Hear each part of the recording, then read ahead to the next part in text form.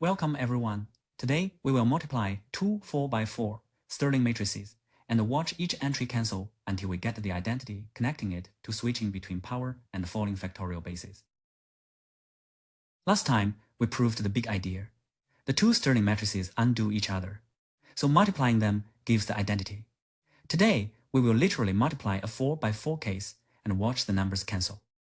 When two matrices are inverses, their product acts like doing a move and then immediately undoing it. So we are not using any clever theorem now, just raw multiplication and checking every spot? Exactly. The payoff is not just correctness, it is training your eye to see how inverse changes of basis force cancellation. Here is the shocking promise. A product full of 7s, 11s, and minus 6s collapses into a clean identity matrix.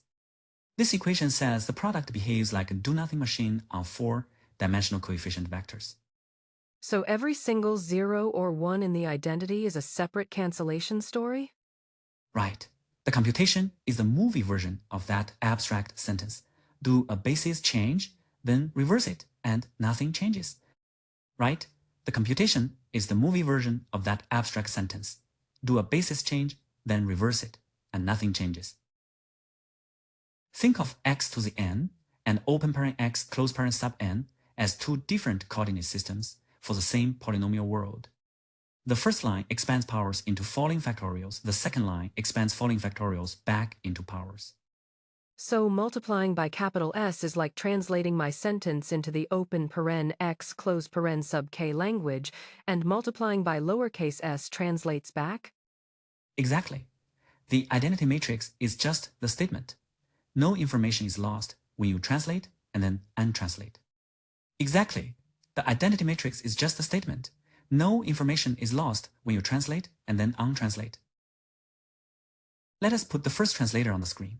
This is the 4x4 matrix built from S of n, k. Notice the lower triangular shape.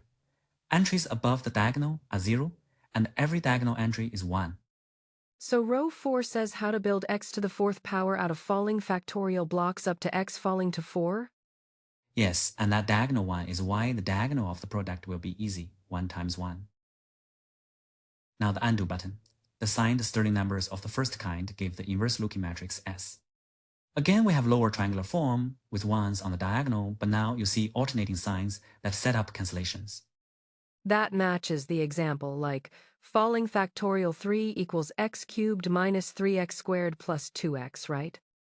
Perfect. When we dot rows and columns, those sign patterns are exactly what will make off-diagonal entries collapse to 0. We will warm up with row 3. It is small enough to compute fast, but rich enough to see cancellation. Read each line as row 3 of S dotted with a column of S. The first two land on 0, and the diagonal one lands on 1. I like how it is not close to 0, it is exactly 0 after the plus and minus balance out. And notice, on the diagonal, you eventually hit a column with a single one in the right place, so nothing can cancel it. Now row 4. This is where the bigger coefficients show up, and the cancellations feel almost magical. Watch the first line. 1, minus 7, plus 12, minus 6. It telescopes to 0. The same story repeats until the diagonal gives 1. That middle one is my favorite. It is like the 7 and 11 team up to exactly cancel the 18. Yes, and the last line is the simplest check of all. Both diagonals are 1s, so the product must have 1s on the diagonal. What we just checked by hand is a special case of the general orthogonality relation for Stirling numbers. This says, take row n from S and column k from S, the dot product is 0 unless n equals k, where it becomes 1. So the cancellation is not luck, it is forced, because translating there and back cannot change the polynomial. Exactly. One side counts partitions, the other counts cycles with signs, and together they form a perfectly matched pair of inverses. To finish, do one tiny multiplication yourself, then explain the meaning in one sentence. Row 2 of S is just 2 1s, so this should be quick. Exactly. You add the first column entries weighted by that row, and you get 1 minus 1 equals 0, matching the identity of the diagonal. Because S converts power coefficients into falling factorial coefficients, and S converts back, composing a translation with its inverse, must return the original message.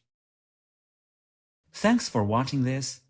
Subscribe to Thinking in Math channel for this and other interesting math topics. And we always welcome your feedbacks. Leave your questions and suggestions in the comments.